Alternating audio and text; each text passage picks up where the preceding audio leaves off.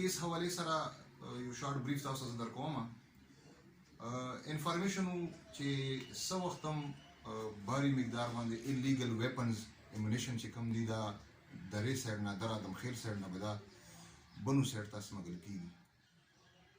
ډي پی او صاحب هدایاتو مطابق په مسلم آباد چیک پوسټ باندې ایس ایچ او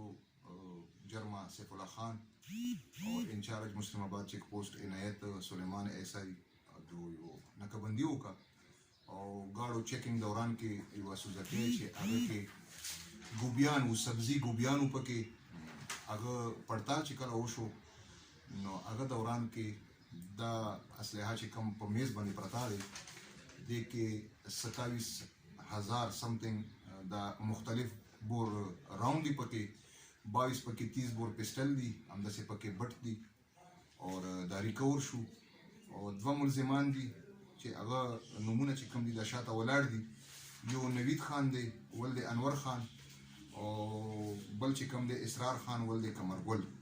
دا ارزوال در اعظم خیل باشندگان دي او دا پکې ارست دي او دې ټیم کې دا